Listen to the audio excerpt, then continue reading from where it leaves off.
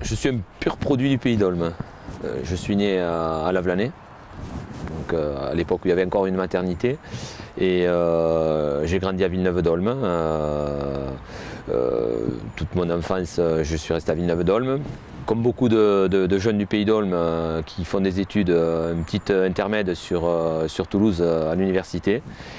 Un petit passage en éducation nationale et un pur choix de revenir sur le territoire pour reprendre l'entreprise familiale en fait, puisque je suis garagiste. Voilà, et puis de rester à exercer mon métier avec un intérêt pour ce qui se passe sur le territoire. Une vision d'une période compliquée avec les premières fermetures des entreprises textiles et donc à partir de là peut-être un intérêt accru à essayer de voir si on ne pouvait pas participer à relancer un petit peu ce territoire plutôt que de ne l'avoir que par un esprit critique. Il faut se mettre le bleu de chauffe et essayer de faire quelque chose, et c'est peut-être ça a été peut-être le début de mon du sentiment qu'il fallait peut-être s'engager en politique au sens large du terme. J'avais une implication dans les organisations professionnelles d'ores et déjà auparavant, et je dirais que mon implication en politique a été finalement une continuité de ce que j'avais commencé à faire pour mon métier. Mon premier mandat 2001, on vient me chercher. Comme j'aime bien les défis, j'ai dit pourquoi pas. Je me retrouve adjoint à Villeneuve-d'Olme. Donc sur ce premier mandat, c'était une petite surprise que notre équipe soit élue, on n'était pas les favoris.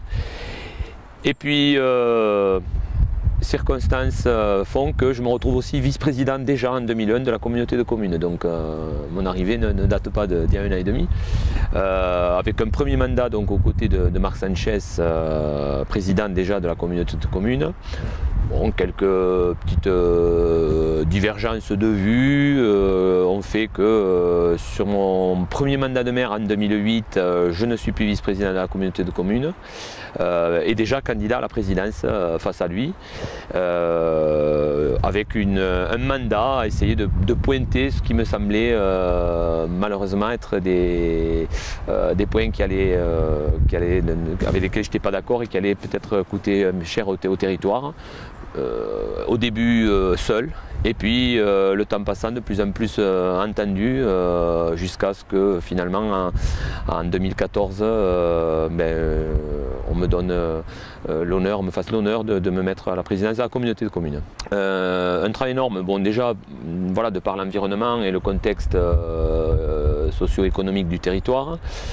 Un travail énorme, de par aussi un petit peu l'historique, sans vouloir nullement jeter un coup de rétroviseur sur le passé, mais voilà, un travail important à effectuer avec ce qui nous a amené à déménager la communauté de communes pour redonner un petit peu d'élan déjà aux agents et donner des perspectives à tous les niveaux. Et également aussi parce qu'on est dans un contexte national qui nous rebat sans cesse les cartes et les règles du jeu. Donc il faut savoir aussi s'inscrire dans cette réorganisation territoriale locale, dans ce contexte national tout le temps en mouvance. Voilà, donc toujours difficile. Je suis évidemment passionné de technique automobile puisque j'ai une activité qui était au départ annexe mais qui devient quand même assez importante pour moi. Je suis expert judiciaire auprès de la Cour d'appel de Toulouse en automobile et en transport de manière générale. Donc c'est un travail qui me tient à cœur et que je fais avec beaucoup de passion puisque le cœur même de mon intérêt pour mon métier, ce n'est pas Auto Plus et l'autojournal, mais c'est ce qu'on trouve sous le capot. Alors le sport, j'ai été un handballeur au pays du rugby pendant des années, peut-être mes années toulousaines qui ont déclenché cette passion, pendant jusqu'à quasiment 30 ans.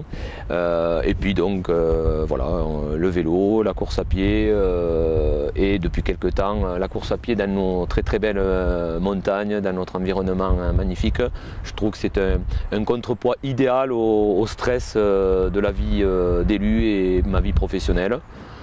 Beaucoup de lecture aussi, je suis passionné de lecture, sans aucune, voilà, à tous les niveaux, roman, essai, tout ce qui va avec. L'Ariège, c'est un département qui a un fort caractère, hein, avec une population qui est, pour moi, qui a beaucoup de qualité. C'est un département qui a un potentiel énorme, qui est peut-être même, je dirais, stratégiquement situé.